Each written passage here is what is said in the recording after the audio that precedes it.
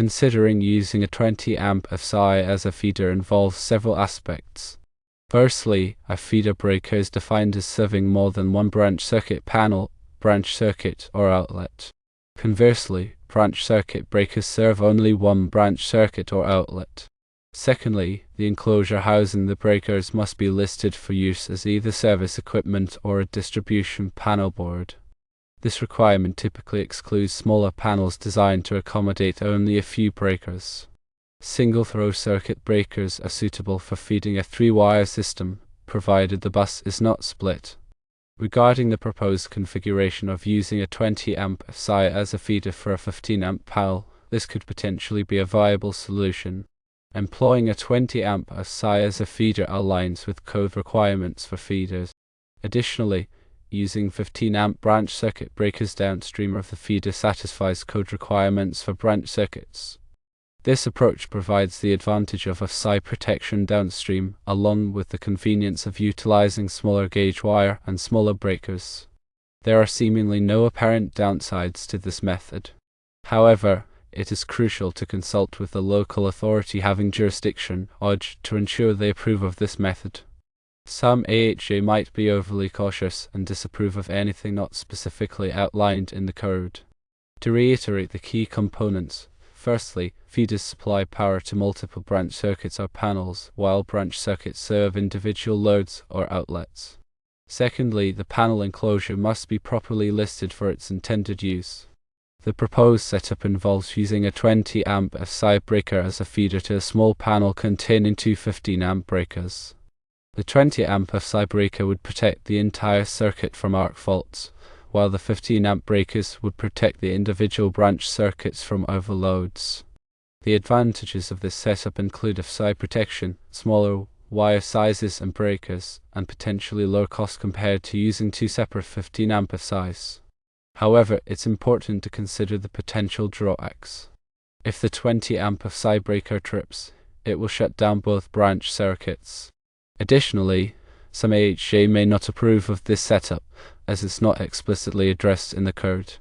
Before implementing the setup, it's crucial to consult with the local AFCI to ensure compliance with all applicable codes and regulations. It's also important to carefully consider the load calculations for each branch circuit to ensure that the 15 amp breakers are adequately sized. Furthermore, proper wiring methods and grounding techniques must be followed to ensure electrical safety. In summary, using a 20 amp AFCI breaker as a feeder to a small panel with 15 amp breakers can be a viable option in certain situations.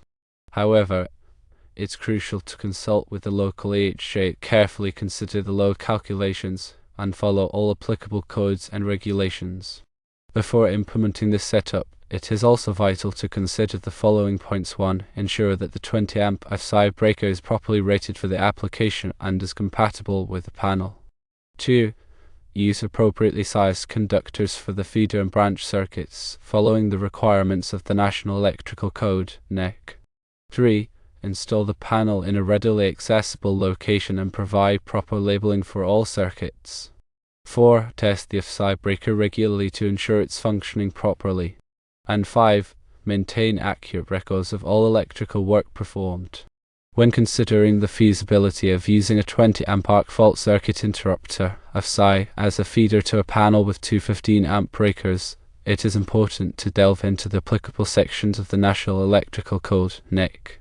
The NEC provides guidelines for electrical installations and safety, ensuring that electrical systems are designed and installed in a manner that minimizes risks. Article 210 of the NEC covers branch circuits, while Article 215 addresses feeders. A branch circuit is defined as the circuit conductors between the final overcurrent device protecting the circuit and the outlet. A feeder, on the other hand, is defined as all circuit conductors between the service equipment, the source of a separately derived system or other power supply source, and the final branch circuit overcurrent device. The proposed configuration involves using a 20 amp AFCI breaker as a feeder to a small panel with two 15 amp breakers. This raises the question of whether the 20 amp AFCI breaker can be considered a feeder overcurrent device. According to NEC 240.3, overcurrent protection shall be provided in each ungrounded conductor and shall be located at the point where the conductors receive their supply.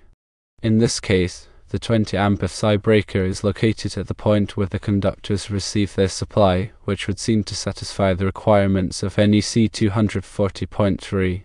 However, it is also important to consider NEC 215.3, which states that feeders shall be protected against overcurrent. The overcurrent protection device shall be sized no larger than the ampacity of the feeder conductors.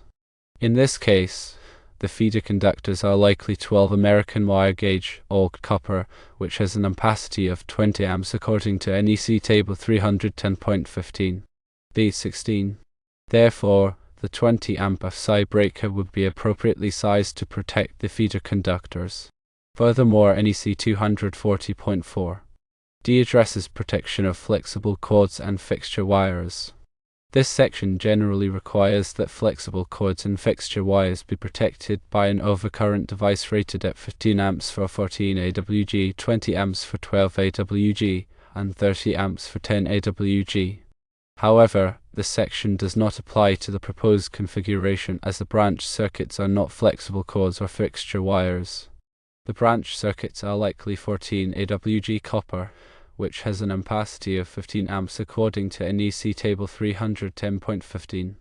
D16. Therefore, 15 amp breakers in the small panel would be appropriately sized to protect the branch circuit conductors. In addition to the NEC requirements, it is also important to consider the listing and labeling of the equipment. The AFCI breaker must be listed for use as a feeder overcurrent device. The small panel must be listed for use as a distribution panel board. The equipment must be installed in accordance with the manufacturer's instructions. In summary, using a 20 amp AFCI breaker as a feeder to a small panel with two 15 amp breakers can be a code-compliant solution, provided that all applicable NEC requirements are met, the equipment is properly listed and labeled, and the installation is performed in accordance with the manufacturer's instructions. However, it is always recommended to consult with a qualified electrical inspector to ensure compliance with all applicable codes and regulations. The cost savings of using a single 20 amp AFCI breaker versus two 15 amp AFCI breakers should also be considered, as well as the convenience of using smaller wire sizes and breakers. AFCI protection is crucial for preventing electrical fires, especially in bedrooms where occupants are sleeping.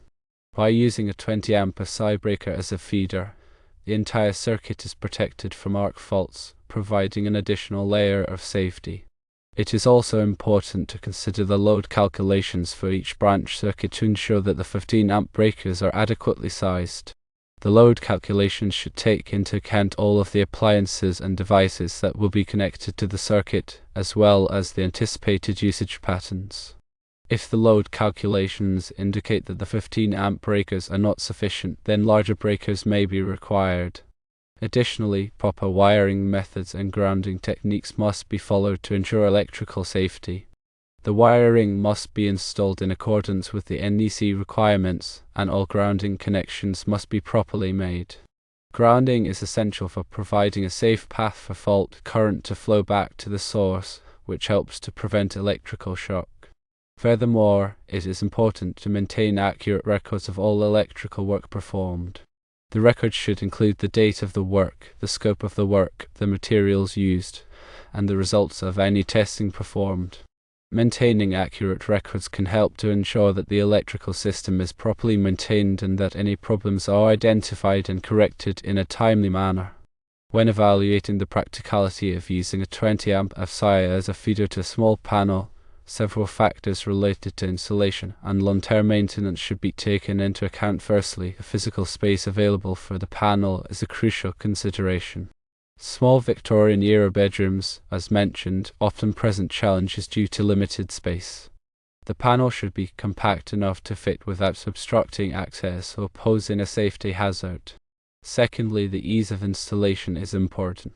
The wiring connection should be straightforward, and the panel should be designed for easy access during future maintenance or troubleshooting. Thirdly, the long-term reliability of the components is essential. AFCI breakers, in particular, should be of high quality and known for their durability. Regular testing, as per manufacturer recommendations, should be part of the maintenance routine to ensure proper functioning. Fourthly, the accessibility of the AFCI breaker for testing and resetting is a key factor. The homeowner should be able to easily access the breaker to perform these tasks. Fifthly, proper labeling of the panel and circuits is crucial for safety and convenience.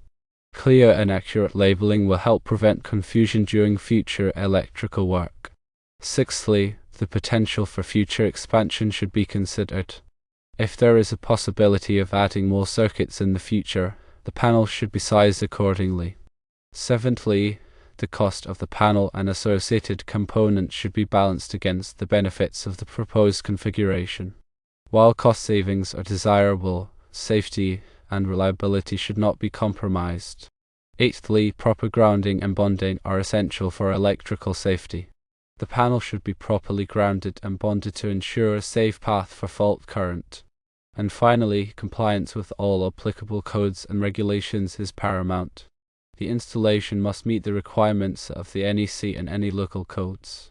In summary, while the proposed configuration of using a 20 amp AFCI as a feeder to a small panel can be a viable option, it is important to carefully consider all of the factors related to installation, maintenance, and safety.